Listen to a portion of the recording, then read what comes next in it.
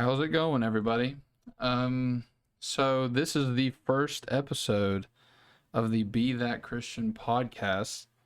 And first of all, I wanted to say that for a long time I actually wanted to do this podcast, but multiple things happened and I ended up just paying for the rights to a website that meant nothing for like 2 years and wasted a bunch of money. So now I'm actually going to do something about it. And with me here today is my phenomenal co-host, Brian Rush. Hey, bud. Don't over-exaggerate. I know that there's a running bet that the first words Brian said on this podcast are going to be, "Hey, buddy." So this first episode is really introductional. It's not anything like, which how do I say this? So this is pretty much just going to be what the podcast is going to be about, and just pretty much getting to know both myself and Brian, because I'll talk a little bit about the reason why I wanted to start this in the first place is because I think with the political climate that we have, and just sort of how everything is going, I'm willing to bet there are more than a handful of a few people across probably the country and the world that are probably surrounded by people that they are too afraid to speak their views around. Yeah. And that can be a scary thing, especially thinking like, your family's going to, because that's a very real thing. Your family, your friends, people you go to school with, whatever, just disowning you because of certain views that you have. And so I want it to be an inlet for people that might be seeking and don't know where to go. At the best, it's just going to be foundational knowledge, and it's not just for that group of people. That's going to be the people that I'm trying to reach. But really, I mean, this podcast is just kind of just about being probably a little goofy, but also about having some truth in there. And there's no truth outside of Jesus Christ. So that's what this podcast is going to be about. So first of all, I had a question that I wanted to ask Brian, and I gave him some time to think about it. And since it's Christmas time, whenever you're watching this, we're coming up. We're like, was it like 2 weeks away from Christmas? Oh yeah, dude. No, it's less than 2 weeks. Wow, it's close. It is pretty close.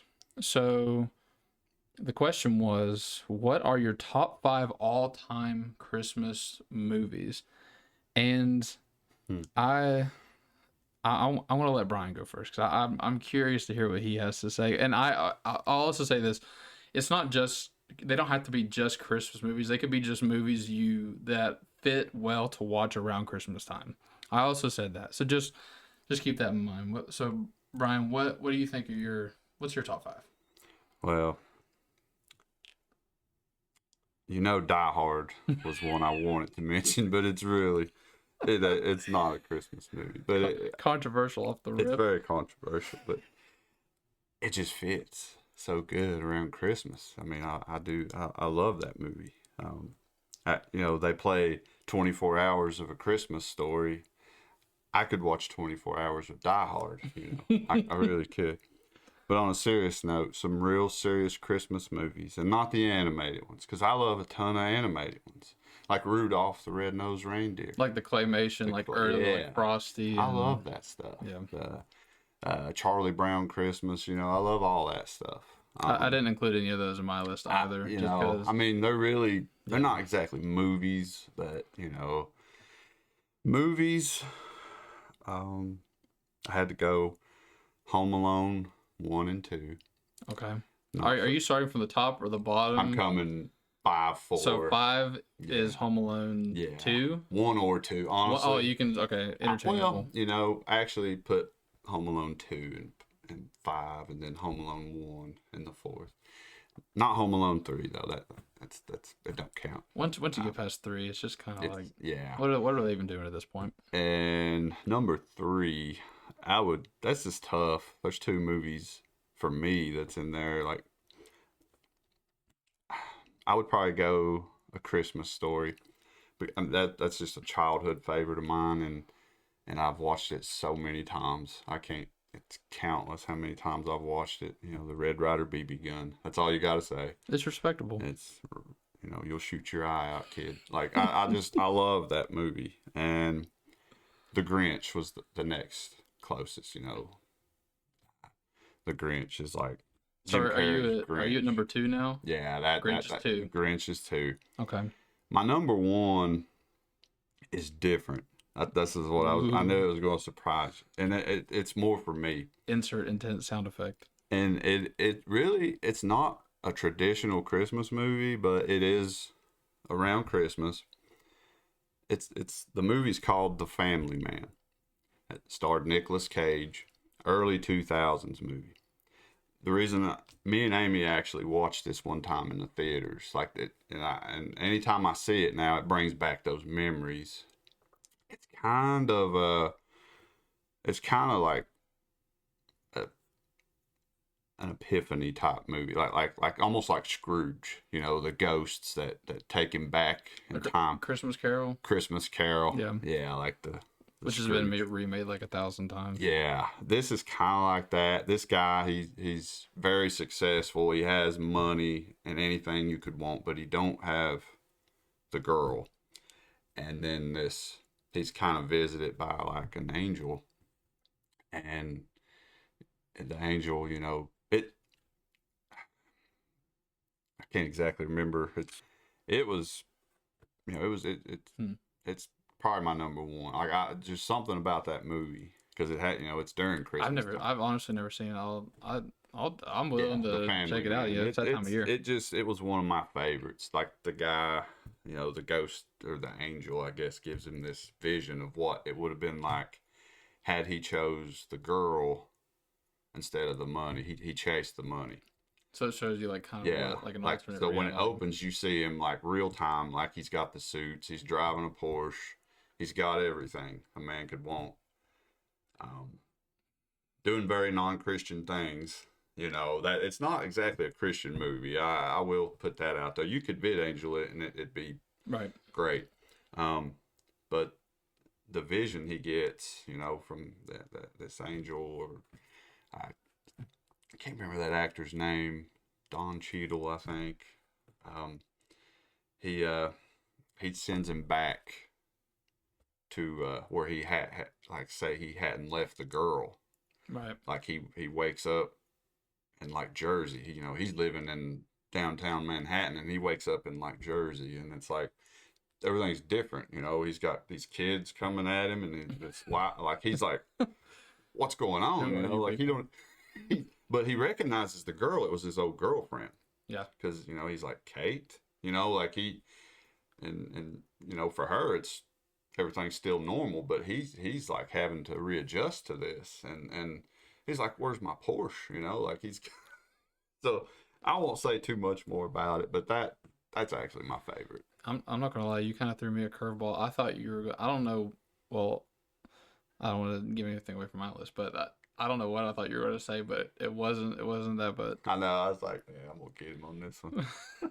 I know you knew Die Hard was probably going to be. I thought you were going to throw in like, well, I can't. I don't want to throw any examples because I don't want to give mine away. But I'll go over mine. Yeah. Okay.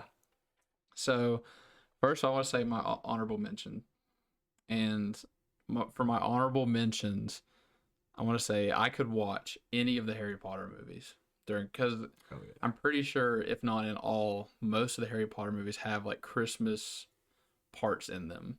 Mm-hmm. And obviously the movies get like darker, as you go on, but they're just honestly a great comfort watch, especially around Christmas time, because they always seem to include something about Christmas. Yeah. But I probably watched like the series through like 4 times this year, so that's just an honorable mention. But number 5, I'm gonna keep it classic, keep it basic. I'm gonna go National Lampoon's. Ooh, that is National Lampoon's Christmas Vacation. It's It's not. I mean, okay, it's not my absolute favorite, but there are just the quotable moments, Hmm. and like I know that Chevy Chase hasn't been in the limelight for a while now, but Yeah, it's been a minute. when he was at his prime, dude, he was funny. Yeah, He was so funny. he was hard to beat. He was. I mean, just he plays like this slightly aloof dad that's just like the most basic dad, and I don't know what about him just seems so relatable, just like with the Christmas lights Yeah, it was a different and take. Like he was the relatable. ice flying Like, through his neighbor's window. yeah, yeah. I've had some the squirrel in the tree. Oh my goodness, this is one of the funniest movies. Number four, not as classic, but I put the Santa Claus. Tim Allen. Tim Allen's. I know that there's like, I mean, there's probably like three or four of them.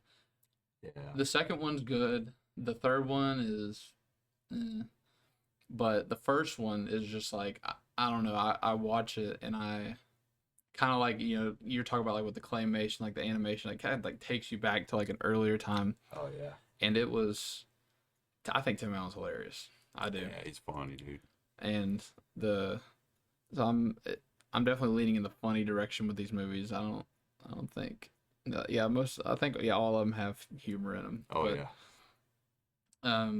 that's just good for the soul. it's best kind. But the Santa Claus is good. I like not as quotable as National Lampoon's, but I put it in my fourth spot. Hmm. Number three spot, the Polar Express. So I know that you're probably like this is like an earlier one for like because it's like like more of like a children's movie kind of like if you're an Yeah. adult you don't really watch Polar Express, but when I think it came out around like 2006 ish, so that was like my m- like kindergarten, first grade. I think it was around the age I was when that came out, and that was like I thought it was like the coolest Yeah, movie. Like if you watch it now, the CGI looks or not CGI, but just like the well, I mean, I guess it is CGI animation, whatever. yeah, It looks bad, yeah. but watching it back then, I thought it was like I mean, I was getting like heart palpitations.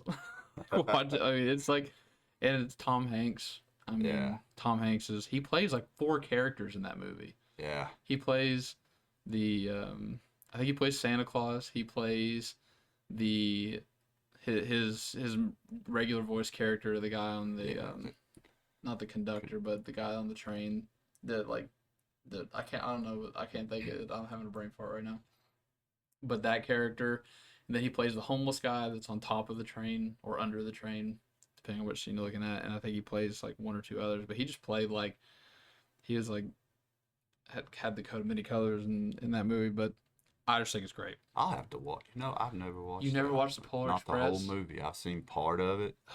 I need to watch the whole movie. I need to check Again, it out. another quotable one, but if you do the part where they're on the ice Mhm. is probably my favorite scene. Nice. But it still gives me. I watched it a couple weeks ago. It gave me like chills a little bit, like towards the end. Number two, classic, just so classic. Elf. Ah, Will Ferrell's Elf. I It's forget about that. I tend to rank movies based on their quotability Yeah. most of the time, and that movie is Oh, so you many. sit on a throne of lies. Or when he's talking to Peter Dinklage, he goes, "He's an angry elf," Yeah. and which he the whole movie is it's just from beginning to end. Me and Bree still like to this day, at least probably once every week or two, we'll go, "Bye, buddy. Hope you find your dad." That's awesome. It's just I don't know how Elf it's slipped one my of those mind. things Elf's that awesome. Elf is Yeah, awesome. that. Zoe Deschanel, dude, I love Zoe Deschanel. Yeah, yeah. She is, um, I don't know. The whole movie's just great. It is. I don't know how that one slipped my top five because I love Elf. Oh yeah, it's I so love good. him. But my number one is actually what you put at your number two. It's Jim Carrey's How the Grinch Stole Christmas. Yeah, Again, I mean, you talk about iconic. Oh, Not that I firmly believe that in my lifetime nobody could remake that movie and even come close. no. Now, once I'm dead and gone and people forget who Jim Carrey is, maybe, but I doubt good it. luck. 'Cause Jim Carrey was that one of a one kind, is especially at that time. He was like on top of his game. he was Dude was unmatched. because I think it was after Dumb and Dumber. Yeah, yeah. It was Dumb and after Dumber's like mid '90s, '94, I think. And like then mid to late maybe. you know, I think Grinch was mid 2000s. I think. yeah, it was like 2000, I think, or it might have been '01. I forget. I start getting confused on all that, But but he was so he's good. so funny. Oh yeah, He's so funny. Shame he doesn't really do much anymore. But that's my top five. And I wanted to mention this too. Have you ever heard of a movie called 8-Bit Christmas? I'm not positive. I haven't looked a lot into it, but I think it no, has Neil Patrick Harris in it. 8-Bit Christmas. Because I was looking up because I wanted a little bit because I wanted to look at a whole list, Mhm. before I came up with my top five just to make sure I wasn't missing anything. Yeah, There's so many Christmas movies. And there was one that I think was on IMDb was like in the top like 15 maybe, yeah. and it was something called 8-Bit Christmas, and it came out just a couple years ago, Dude, I've never heard and of that. it looks like something would be right up my alley, Yeah, like 8-bit, something to do with games or something sounds to do with interesting. retro. Yeah, So I was just curious if you ever heard of it. I, Maybe it didn't get a whole lot of maybe it wasn't like maybe it was like an original or something, but I want to check it out. I feel like I should make it a tradition to watch one new Christmas movie that I haven't seen because it's always good to go through the usuals and every single year, watch the same. But I feel like there's so many. oh man, You could find 5 new Christmas movies every year or 10 and still have things you didn't watch until you die. I mean, yeah. it's great. But those are my top five. If you're listening, and you have your top five, you can leave a comment maybe on the whatever you're listening to this on, whether it's YouTube, Spotify, Apple, whatever. I'm curious to see what everybody else's top five would be because I know that you said Die Hard immediately, and I'm like, I know there's a bunch of people just yelling right now. That's not a Christmas movie. Yeah. Die Hard, not a Christmas movie. Whatever. Got Hans Gruber. The the second question is not as controversial. It is, what is or are your favorite Christmas snacks? Ooh, You can go ahead. I'm curious ooh. I have so because many. you could have gone 2 ways with this, right? You could have said you could have went with like the homemade option because Yeah. you always had homemade, like your parents or your grandparents or whoever made stuff, but then you have like the super processed option, like just like getting something in the store that's made every year, and you're just so Yeah. glad when it comes back around because you're gonna buy 30 boxes of it, Oh yeah. and you're gonna Yeah. just Little get Debbie. diabetes. Little Debbie Christmas cake. the, Oh. the Christmas tree cakes, Oh, oh, fantastic. yeah. It's Might be it's a fat crime. kid real quick, man. It should be illegal. Yeah. How good they are and how bad they are for Yeah. you. There has to be some. There's so many good choices, and I was thinking homemade mostly because like like I remember being at mom's, and she would make like so many different assorted types of candies, like Buckeyes. Oh, Buckeyes are so good. Like you just walk by and grab one. And then this could be controversial because I don't know what the proper term is. I call it potato candy, but this it's a peanut butter roll, I guess. Did you write down potato candy? Okay. That's what I call it. It's potato candy, but I don't think that's proper. I think that may be I think you're right. I think it's called potato it candy. is called potato candy. Okay, that's what I call it. But Is that like, the only one that you have was potato candy? no, Rice Krispie treats.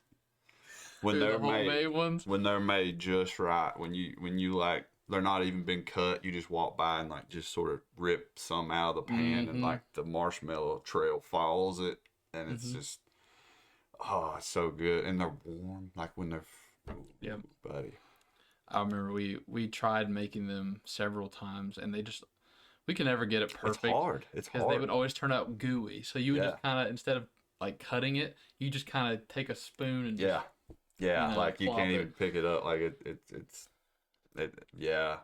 It's hard to make it just right. Yeah, But I mean, either way, good or bad, they still still taste great. tastes Still taste still tastes great. great. But a good Rice Krispie treat's hard to beat That's for me. so. Is that your two? Yeah, that's like, yeah, those are what comes to my mind. Like other than Christmas Well, cakes. I'll say, and this is in no particular. I had two as well, no particular order. Um, First one was glass candy. Do you know what glass candy is? I don't know. So glass candy is, I'm not sure, I can't remember how you make it, but you almost make it in like a large like flat pan, or maybe like a casserole dish. Maybe I'm not, I don't want to say it wrong because I haven't made it in so long, but my grandparents and I think my parents maybe would make it every year way back when. And you pour it like this mold into, and they would just like mold to the shape of the pan. It's almost like, have you ever made Jello before? You kind of pour it in and then you put it in the fridge.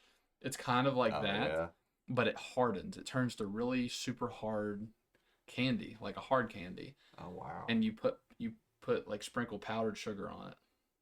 And you can make like all kinds of different flavors. Like they would always make like cinnamon flavored, or like there's like orange flavored. But there's several ways you could go with it. But Sounds it's good. either called glass candy or broken glass candy, because you're supposed to take it and like break it up. So it's like they look like glass shards. And I remember having them, and they would last me until like February because it's hard candy, and they're like these giant pieces of hard candy. Like how, but I remember them being like, it was so like they lasted for where I just would have it for so long. I think by the Mhm. time I get to the end of February, I'm probably done with it. Yeah. My teeth. My teeth are non-existent. I've been Yeah. trying to chew this stuff, but so we both kind of went the homemade option Yeah. because I said the second one first on purpose because I actually had this one first, was potato candy. Nice. In case you can't see, that's potato candy I have. I thought we were wrong. So you were right, it's called potato candy because it's made with mashed potatoes. So to my Wait a minute. knowledge, what you do is I didn't know like that. you would, I think you're supposed to, you make them, and then you either freeze them or chill them, and you roll them out onto like into like flat even, and then you put a layer of peanut butter on it, and then you roll it, Yeah. and then you cut them like kind of like sushi almost, and you cut them into pieces, and you put those in the fridge or the freezer, and then that's your potato candy. You don't think potato because it's usually like sweet, and you might mix some sugar and stuff in there, or there might be different ways to do it, but I do remember the potato candy growing up. Like my grandma would make fudge too, like peanut butter fudge or chocolate Oh, fudge, dude. and it was really good. But Yeah. the potato candy hit different. It does. I don't know if it's like a Midwest thing. I hope that other people, wherever they are, have gotten to experience it, because if you haven't experienced potato candy, it is Oh yeah. that's a travesty if you haven't. But I think that's a good list. I think both of our Christmas or the Christmas movie lists were respectable, and I. What was your second one on the candy again? You said potato candy and then the Rice Krispies. That's Rice right. Krispies Okay. treat. Yeah. Oh, All of those, honestly, it's a great list. yeah. Double potato candy and then one everything else. Oh yeah. I love it. That peanut butter fudge sounded good too. Yeah. Oh man. Yeah. Glass of milk. That's the last thing I need. My bag does not need to get any bigger. Hey, buddy. We only live once. YOLO. So and this is going to be going forward too, and this is going to be for whenever we get into the topic of the podcast. I'm calling it big brain time. Like this is big brain time, and I think for this first episode, it's not really going to be much of anything except for I kind of wanted to share my testimony a little bit, and Brian's going to share some of his as well. And since I made Brian go first for both of the other ones, I think I'll go first. So oh man, the story of Alex, it's it's got some rough pages. From the time that I was 2 weeks old, I had a babysitter, and she was so sweet, one of the nicest people ever, and she actually just passed away a couple of years ago. It's been a while now. Um, but she was my babysitter, older lady, and she would bring me to church with her, like to the nursery. So I was, whenever she would babysit me, I was there even before I could form a thought, several times a week. And so that's how I kind of continued through going into church, because my family wasn't really heavily involved with, like, no one in my family really was, Yeah. or at least not in my immediate or close family was involved in going to church. So it wasn't like I went with them, they went with me. It was always, and I just stuck with it. So like even when I got older, I just stuck with it. Yeah. And it was a Baptist church that I went to. And so from there, from a young age, I realized that I wanted to do something in ministry. Like even from the time that I was like 16, 17, I was like, yeah, I think that I could affect real change in people's lives. I think I can, by sharing the gospel with people wherever it was, whether it be in the town that I lived in or some other part of wherever. I just knew that the only way to successfully change lives, or to change lives, is going to be through the gospel. I mean, I can give my opinion all day, and it's not worth anything. But at the end of the day, that's the only thing that matters. Because there's only one way. But so from a young age, I knew I wanted to do that, and then I got into this situation where I had a new place to live in before I was going to go to college. But the problem was it wasn't really livable. So and I'd already sort of committed to going to this camp all summer that was going to like take up my whole summer was gone, because I committed to this. But if I wanted to live in the house, it had to be fixed up. No one else was going to do it. Yeah. So I decided to stay and fix the house, and I it was it was kind of weird because I was like 18 ish, 18, 19, and I didn't want to disappoint the people that, because like there's like a big process you had to go to even like be like a counselor at this place. Like it was like a whole long process, and all of a sudden I was like, I can't. So I think I just didn't want to face the music maybe. Yeah. But so I ended up just stopped going completely. I ended up spending all my time in the house. Once I got out, I went straight into college. And if you want to get the farthest possible place away you can from God on this earth, go to college. Yeah. You can't get much farther, honestly. You can't. Yeah. I really feel for some of the people on college campuses that really try to hold on to their Christian values or their Christianity or their morals. Because it's just, I mean, you're walking through a burning building with a raincoat. Like it's it's not easy. Yeah. And I pretty quickly was just like wild and free. I think that's the best way to I'm born free.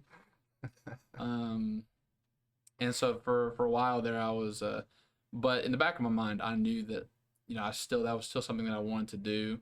I just didn't care for a time.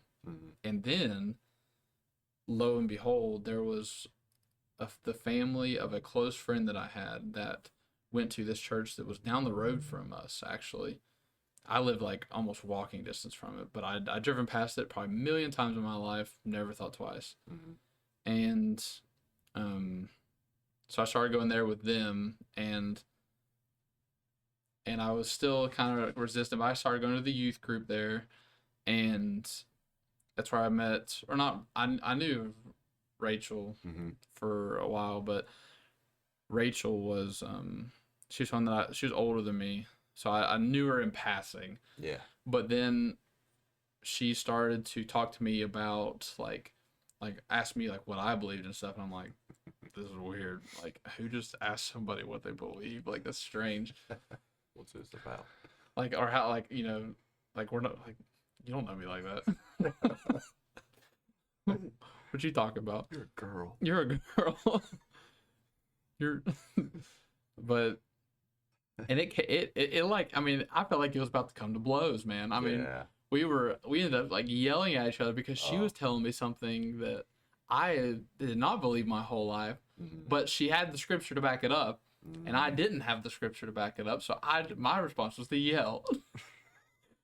So honestly, when I've tried talking to people sometimes, Yeah. I think you know what they took it better than I did, but that was rough.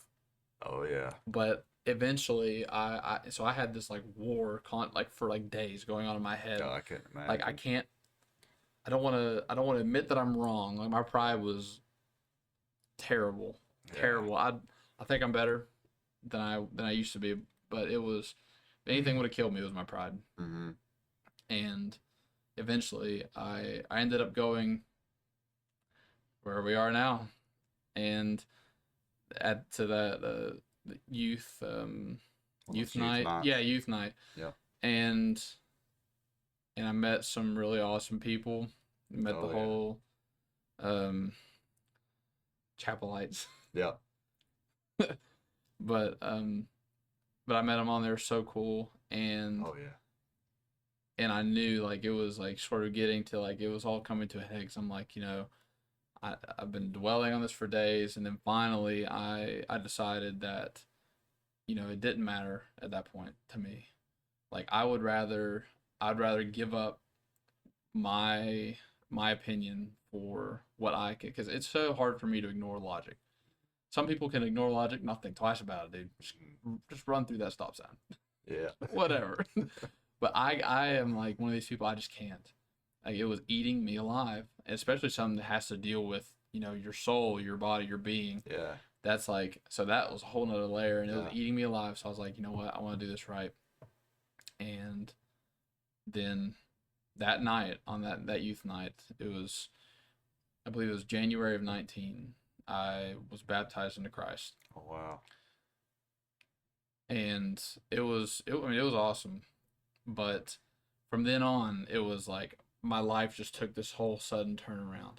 Like I had this through high school, I had this great group of friends. Like they were like, what's the term? Thick as thieves, you know? Yeah.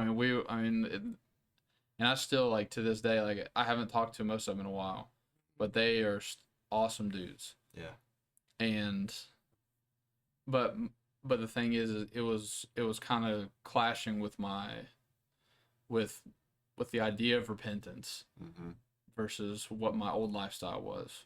It was I started feeling so like guilty around even being around that kind of stuff. I was like, I can't do this anymore. Like when the Bible says like, what fellowship does light have with darkness?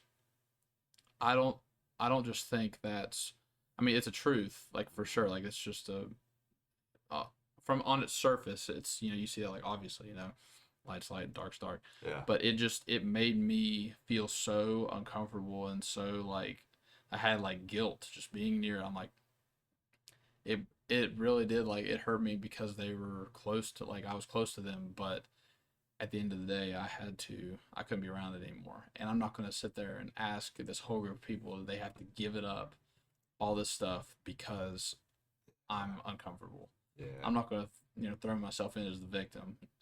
Now, I would love to, I would sit down and talk with any of them today. And I would never want there to be any bad feelings between us, but it was just two different paths, just I'm going this way, you're going that way. Yeah. And I just couldn't do it anymore. But, now here I am years later. I'm 3.5 years into this ministry program at the Three Strand That's awesome. College of Evangelism.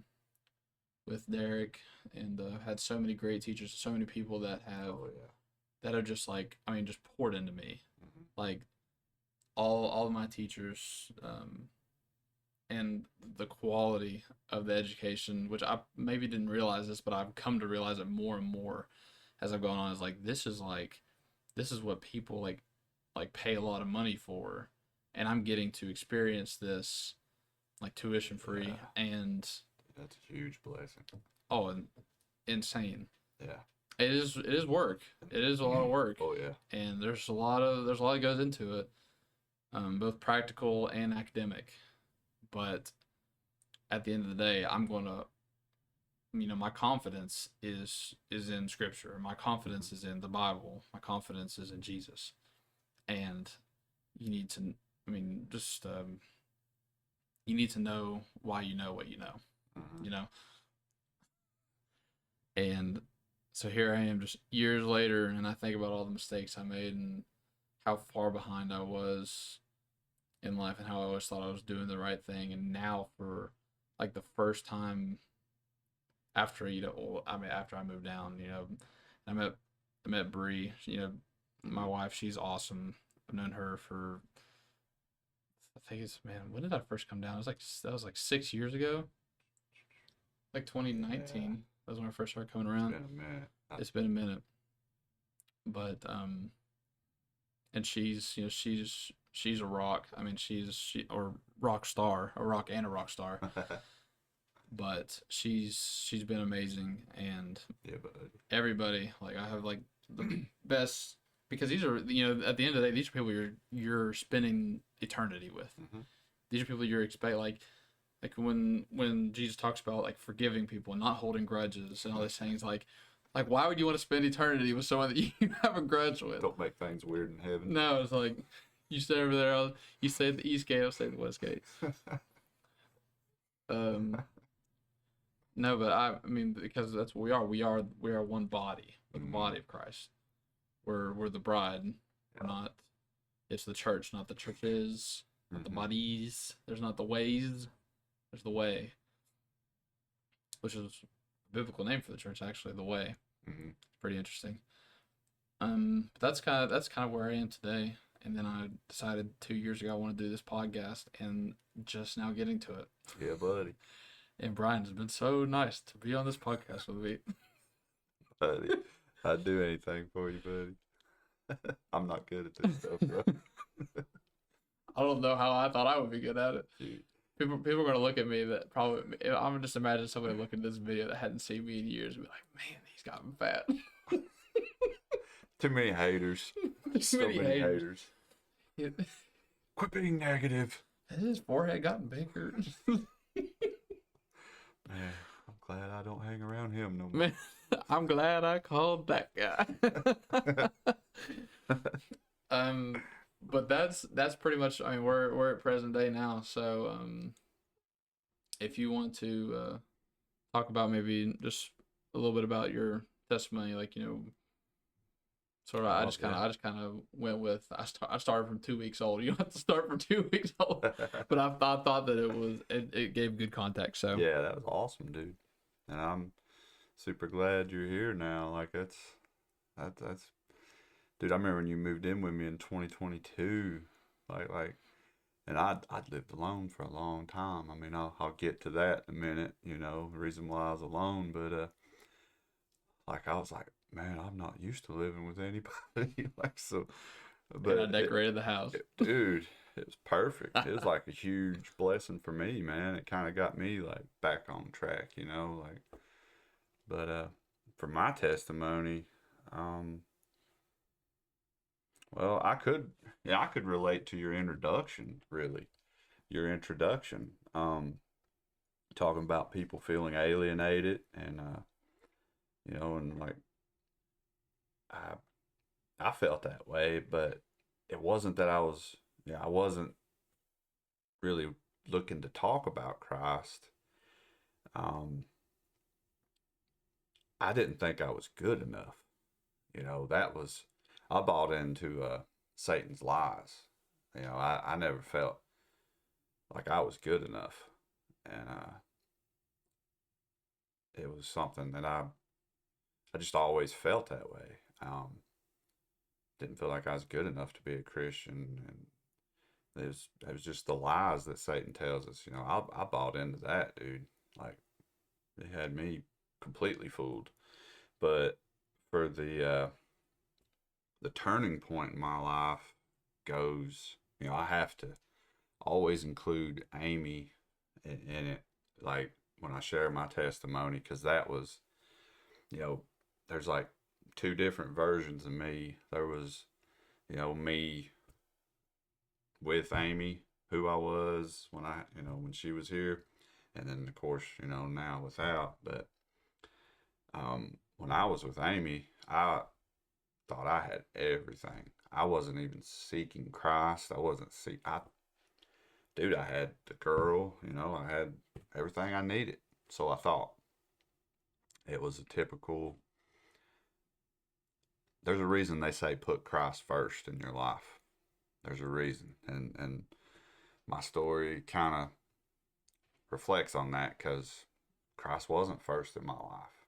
Amy was, and in 2013, you know, we'd been together 50. This was my high school sweetheart, you know, like, you know, we got together in like late 97, 98, and then of course a few hiccups here and there, you know, stuff happens when you're young and dumb, you know, and but we stayed together, you know, and then 2013, we'll fast forward 2013, and we're experiencing something that rocked my world, and Amy was feeling bad and hurting, so we took her to a hospital, and you know, she didn't even want to go, but I was insisting because, you know, there's a reason when you drop to your knee in pain, you know, something's Yeah, not something's right. not right. Like, we might need to figure this out, you know. And I didn't think it would be much, so I'm like, yeah, let's go get you checked out. You know, took her to the ER, and we was in there forever. They did do like CT scans. They did a lot of stuff, and it was really late before they came back with results. And then when that doctor came in there, that was when, man, my world got rocked because he looked at me and he looked back at Amy, and you know, he was like, I don't know how to say this because I have a daughter your age, but you have a watermelon-sized tumor on your left ovary and a grapefruit-sized tumor on your right ovary. Yeah. And I remember I was like, I think I was like scrolling on my phone or something, and you know, I was just looking, and like, dude, when he said that, I, dude, it destroyed me. I think, part of me died right there, cause it was like an instant, like, we've got a fight on our hands, and it tore me up so bad. Amy actually drove home that night. She drove us home. I Really? couldn't even drive. That's how she was. She was so tough. I couldn't drive. I was just in a. I didn't know what we was up against, but we knew we had to get help quick. We scheduled stuff quick to get to Marquee Cancer Center, and you know, we acted on everything quickly. You know, long story short, you know, we got in there and they did a surgery. It was very invasive. It was hours and hours. And one thing that stood out to me, you know, some of our church peeps, man, was there. Kirk and Derek, um, and Kirk, like, you know, I could tell he was watching me. You know, he's super good at stuff like that. He's like he keeps an eye on people, man. Like, I'll always respect that for him. Like, about him, like, dude, he's always watching, and he was watching me. And when they called us back to give the results about her surgery, you know, this is when we got told it is cancer, and with ovarian cancer, it was a stage 3. My bad. Um, it was the type, you can't get that all out with surgery. The doctor said it was almost like scooping up sand with your hands. Like you can't get it all out. They took so much from her, like her colon. Like, I mean, poor thing, she woke up she got a colostomy bag. Like, so many changes she went through. And when they told us that, they called us back there to tell us all that. When we was coming back, Kirk noticed something on, like, he noticed, like, because he told my brother, he said, hey, it's bad, and Blake, for Blake too, this was devastating, because Amy was like, she was like a second mom to him, like, and Kirk was really there. I know he was looking for me too, but he was really there for Blake, like, because Blake was having a hard time with this whole thing. And man, this was when I had to come back and sit down, and couldn't keep it together. I was like, man, it's bad. And then I just remember dying again right there. And you know we went home. It took a long time. She was in the hospital for weeks. And the doctor already planned these aggressive chemos. We didn't think of it like in defeat. We started looking at like a fight. So she was going, like, we didn't even have that conversation. Like the what ifs. Like, we just kept hope alive. But she fought for 2 years, and it was getting tough on her. All the treatments and Oh, I'm sure. the ups and downs, the roller coaster. She was doing good for a while. Like, her numbers was dropping and everything was looking good. Like, hey, we're about to get out of this. You're going to be back to normal. And I'm learning all kinds of new things. Like, I'm taking care of her like 24/7. That, for caretakers out there, they got my respect. That is one of the hardest things I've ever done in my life. Mm-hmm. And I was blessed to be able to take off work and do this, and stay with her for 2 complete years, 2 full years, 24/7. She was my focus. Like, that's all. I made sure she had her medicines. I took care of her colostomy bag, any of the cleaning. She hated it at first, but I did it in a way that made her comfortable. I wanted her comfortable. That was my main thing. So she got to where she didn't want nobody but me to do it. She wanted me to, like, take care of it, and I did, and I loved it, and it was like it's all I could do. Focus on just taking care of her. And then fast forward, it it just started getting worse on her, and she was degrading, and she was starting to slowly, you could tell it's about any time. And then she, when she did pass away, I'll everything stopped for me, like, because my focus was only her, and I didn't know nothing else. So my world, just hit like a brick wall, dude. Like 180 mile an hour right into a brick wall. I didn't function right for a long time.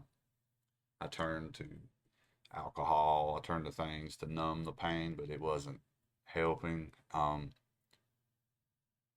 was saying things, I shouldn't have been saying. I was talking about clocking out. Yeah. It's like, I like to just clock out. I'm done. I just kept looking at everything so negative, but that's how the devil works. He was in my ear the whole time, and I didn't know this until later on. Because my brother, I'll give him that, man. He was coming at me left and right, like, but I wouldn't hear it. It kept pushing him. And I didn't, I don't, I just, and I never said, never blamed God. I didn't. Yeah, I didn't never look up like, why did you do this? I didn't do it. I wasn't that guy. I was like, there's a reason. I don't know why, but I I wasn't, pushing my brother away because I was mad, or I just couldn't. I was defeated. Like kind of like how your pride, when Rachel come at you, and she was right about everything, but you're like, you know, yeah, that's where I was defeated. Like my whole focus was her, and now she's gone. Like that's why I say, you got to put Christ first, because I didn't. This guy didn't. This Brian we're talking about here, he didn't put Christ first, so he was defeated. He lost everything, and he's ready to give Satan the victory. I'll tell you that. Like he was ready to go.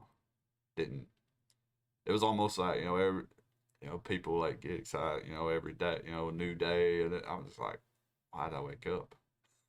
I was mad. I was like waking up. Like I was, ugh, like I was just so defeated. But when the right people, like my brother, kept coming to me, wouldn't give up, kept pushing, kept putting the right people in my path. He knew I'm a respectable guy, so like if he brought people over, I'm not going to drink in front of them. So he would purposely bring people over, and I wouldn't touch any alcohol. I'd just sit there. We just watch movies and stuff. I'm like, I wonder when they're gonna leave. Like, It's getting awful late. man, I'm tired. Look at the time. Yeah, About that time. well, I'm about to hit the hay. It's like 7 o'clock.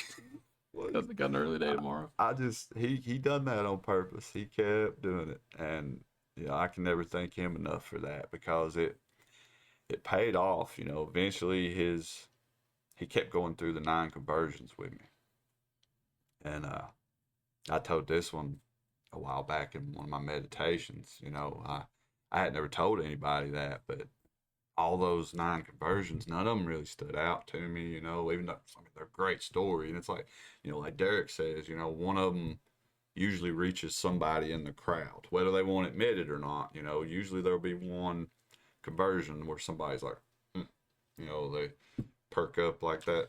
To be clear, the 9 conversions that Brian is talking about is in the book of Acts. Yeah.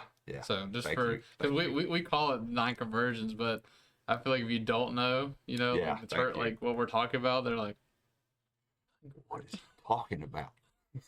What does it mean? The numbers, Mason, what do they mean? Is this a movie? It's all the little details. But I'm not good with that. I'm sorry, I didn't mean to interrupt you. I just wanted Book of Acts, and that's the history. That's where the good stuff's at. Mm-hmm. And Blake was trying to reach me, and none of them was reaching me. None of them was really reaching me. But the fact when Paul and Silas was imprisoned, which wrongly imprisoned, they literally helped the girl, but hey, these dudes was making money off her. So they're like, they put them in prison. Well, they're singing hymns in prison, and these prisons are not like a slap on the wrist type thing, like a drunk tank, Like, they wanted you in prison. I mean, it's bad. not a place to be. No, not a place you want to be. No, and they're singing hymns and praising. Dude, that stood out to me. Like, I was like, man, these guys really went through it. And they're singing praises. And that's awesome. Something about that flipped a switch in me. Like immediately. Because I made my brother, go back. I'm like, what? Like, singing praises. And we started going back through that. And then, and that's not even the beginning. The good stuff came later on, like because, you know, the jailer, like when the lights went out, he thought everybody escaped. You know, he was going to kill himself because he's like, I'm a dead man anyway. And they're like, no, don't hurt yourself. You know, like we're all here, everyone's here. And then, dude, even he was like, what's up with you guys? You know, like why? He wanted in on it, you know, and they baptized him later on. You know, all the good stuff came later. But it was the fact they was singing praises that just flipped that switch in me. And my brother noticed that, and that's when he put Kirk on my trail. And then Kirk, we had a meet. Kirk's like, man, you know, what's your favorite restaurant? You know, and everybody knows I'm like a picky eater. And you know, he found out I like Fazoli's. You know, we go to Fazoli's. I remember, dude, we're there for like 2 hours. The first people in history to ever spend 2 hours at Fazoli's. Oh yeah, so many people came and went. We're taking pictures. It felt like the seasons changed. We was in there so long. But like it was cool, man. We were battling a little bit, you know. I ain't gonna lie. Part of me was like telling me, you know, like get away from this guy. Go home. You got a fridge full of alcohol sitting at the house.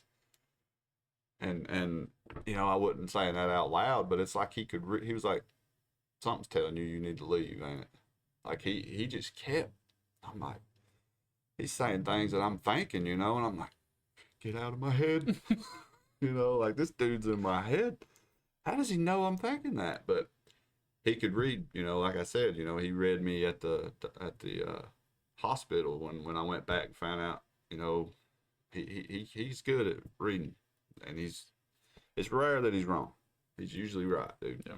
And he kept. I hope he doesn't watch this.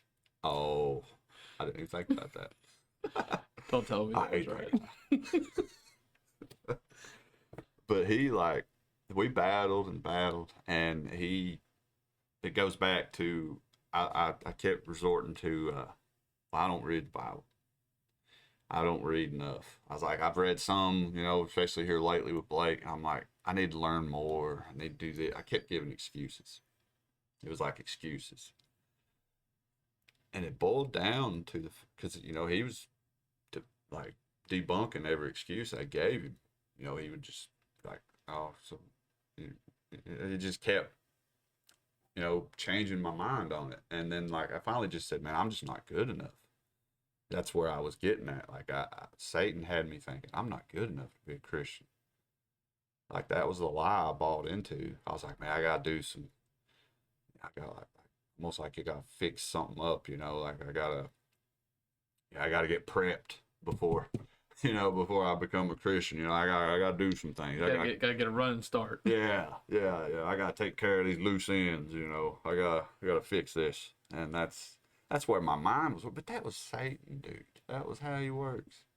He kept making me think like all these stupid little things preventing me from doing it. And then Kirk's like, you know, just debunking all that. And he's like, dude, we'll go right now. Like, we'll go right now. We'll baptize you into Christ for forgiveness of sins. And I'm like, we can do that? You know, this is how dumb I am. I'm like, but it's like 9 o'clock. Can we do it tomorrow? Fazoli's is closing. I'm like, yeah, it's like, you know, you're thinking maybe next week, you know. And dude, no, Isn't it wild that I feel like the times where Satan really plays a short game is when you're really close to something good. mm-hmm. When you're close, like you were close to becoming a Christian, and he felt like he was the most active. And then after you become Christian, when you're in, because the Bible says we're in basically infancy, whenever you are baptized or whenever you become a Christian, you know, you repent, and it's almost described as an infancy, like where you're just like, I mean, you're like a baby. Yeah. And it's, I don't know, it's just, and then from there, you know, it's pretty much the long game from then on, trying to destroy you some other way. Oh, which, yeah, I mean, he don't quit. No, he doesn't. No, he doesn't. Because that moment, you know, I never felt so clear about something in my life when he was like, we can do this right now, you know, and I'm like, let's do it. Like, dude, I was like, let's just go. Yeah. And it's like, man, I went straight that night. A few people came to the church, and I was like, this is like unbelievable. Like Hmm. something changed, and I'm like, you know, it was like I don't like I just quit. I remember getting home and that fridge, like with all the alcohol, like dude, I was like, I mean, just at the time, just the thought of it would bring like a little bubble on my tongue. I'm like, like I was craving it, and dude, I remember pouring all that out, like except for one bottle. I did. It was like a test. I left one bottle. Even my brother kept saying, "Why didn't you pour that one out?" I was like, I'm testing myself. Just see if I give in. But but literally, I didn't touch it. I don't think I've ever heard that part. Yeah, That's yeah, funny. I did. I poured every bit of it out except one. It was a giant bottle of whiskey, and I'm like, I better make sure. I What better if I make need to sure. clean some wounds or something? Yeah, I was like, Very antiseptic. yeah, yeah, and then it's like, or be like, like, "Well, as long as you don't get drunk, No, we won't even get into that tonight. But I just, dude, I walked away from it, and a little bit of it, the friend issues I had, kind of like you, because I had some friends outside of Christ, man, and I love them to death, like great friends, and one of them, in particular, man, he was even there for me during Amy, like he still to this day, I mean, I love the guy to death, but like I caught myself hanging out with him, and like this girl, I didn't even know her name, and like, um, I was like, we was all hanging out and stuff, and like, she sat on my lap, and I'm like, huh, this ain't gonna work, like I'm like, how do I get out of here? Like, I was like, immediately thinking, this is what's happening. Like even my brother said, Satan's gonna throw everything at you, like it's gonna land in your lap. It literally landed in my lap. Like I'm like, this is what they're talking about. So anyway, it's that Like, period like right before and right after. It feels like it's so intense, and getting caught off guard is like what we try to help people not, or what we try to help not happen to people is mm-hmm. getting caught off guard by these things. Because like whatever is your biggest struggle, Yeah, it's gonna be put it right in front of will you, be right in front of and you. you need to be prepared. Yep, and it's different for everybody. Oh yeah, for sure. And I still to this day, because I mean I've been Christian now since that was late 2016. And like certain things will happen today. I may say something. I'm like, why did I even say that? And then I realize he's still, Yeah. he's still trying to pull me back. Like, hey, I still got this one. No, and I'm like trying to my best. No, you don't. No, you don't. Yeah. You just gotta. That's why so many things, are important. Like our church family, man, our fellowship, it's a. We'll probably talk about fellowship Mm-hmm. because I think that we were talking about this a couple weeks ago, or I think I was with I can't remember if it was Derek or whoever, talk about how fellowship, like this koinonia, like fellowship is so much more than just like sharing a common reason to be in the same building. Like Mm-hmm. it goes. I mean, it's in the words of Toretto, it's family. Man. But it obviously it's more than that too, because like I said earlier, these are people you're going to be spending eternity Yeah. with, and I'm sorry, but I mean you've probably heard the sentiment before, like, oh, I'm going to have my own corner of heaven to go, just like live out the Yeah. rest of or live out the rest of eternity in, or being in my tree, I can be as close to God in tree stands as I can, whatever else, and Yeah.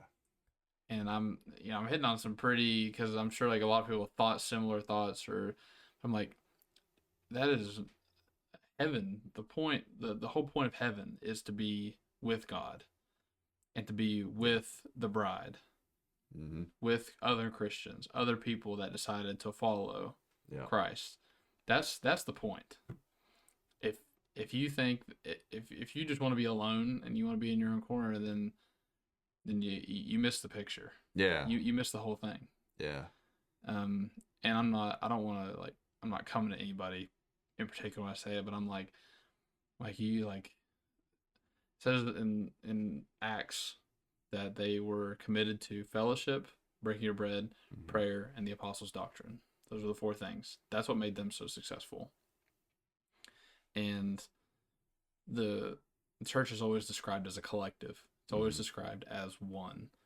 And we can't be separate from the church and expect to be with God. Yeah. You can't.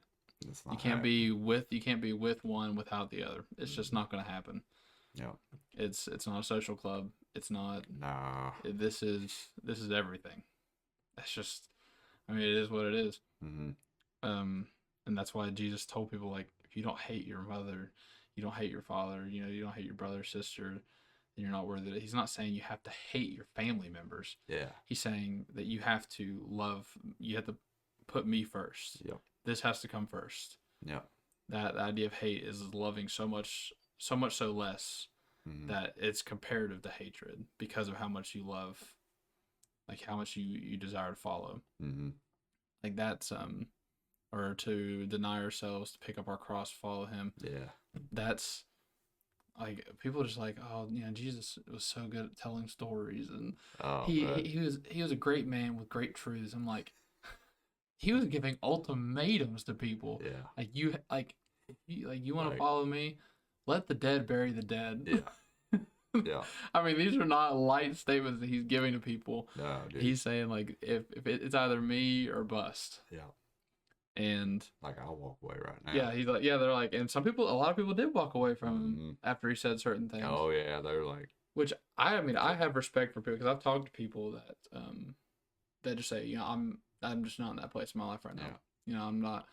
I would much rather hear someone tell me that than some overdrawn excuse of why it's like, oh well, I have to do this. And I'm like, you just don't want to do it. That's fine, and that's your truth. Yeah. That you just don't want to. That's what it boils down to. And I will stick with whoever for, I'll always be open for any type of counsel that someone is desiring, if it means I can get them closer to maybe either becoming a Christian or just getting them closer to Christ. Mm-hmm. Because that's the goal. You can't take anything to heaven with you, but you can take people. Yeah. You can't drag them, but you can go out and you can win souls. Oh yeah, that's what we got to do, buddy. Did you have anything else you want to say about your like your testimony? No, I thought you were at the end of it, so I realized I kind of jumped in there. Like, because always, every time I think back on it, it's like where I was that guy who didn't put Christ first. So I try to tell it in a way like that. That's why it's so important, man. Because I allowed the devil to get in my head, and dude, I ain't kidding you. Like, he wants to take us all out. That's all he wants to do. Yeah, he just made it easy for him. And our testimonies are so important because there's like someone else hearing your story, which, I mean, your story, I think, in my opinion, is a lot more impactful to us, like, to certain people like that may be going through something similar. Oh yeah. Then mine isn't filled with as much. I mean, maybe just a different kind of like strife, but like that's really going to resonate with people. And maybe something I said is going to resonate with someone, but our testimonies are so powerful because they show, like, even though this happened, I'm here. This is where I am today, and I'm going to run as fast as I can, fight as hard as I can to get to the end of the race. Yeah, that's the goal. Oh yeah. But yeah, that's pretty much what this whole first episode was about. I'll talk a little bit, just you got a few minutes of what it's going to look like going forward. So pretty much I'm going to try to pick a topic just for every podcast, and we'll just kind of hit on it a little bit. My goal was to be around an hour and 15 for each one, just for those of you that like to keep, time. I like things to be punctual, on time, but it could vary. It could be a little bit less than an hour. It could be maybe a little over hour 15, but that's what I'm shooting for. And I think that if I can, I don't expect this thing to like be like crazy popular, but I mean, if I just reach one person out of all of this, like, Yeah, buddy. buying all this, Mm-hmm. stuff, whatever, is going to be worth it, Mm-hmm. because this is going to be on the internet forever, or at least until I take it down, I guess, or if it would ever come, or if the internet finally fails. Conspiracy theories, but that's pretty much the goal of this whole thing. This first one's just about testimony, and then the next topic, I don't know if I should give it away or not. The next topic is going to be, I'm going to be talking about Bible translations, which is there's a lot that goes into it. Talking about it's not going to be like textual criticism, like talking about, you know all the manuscripts and extra.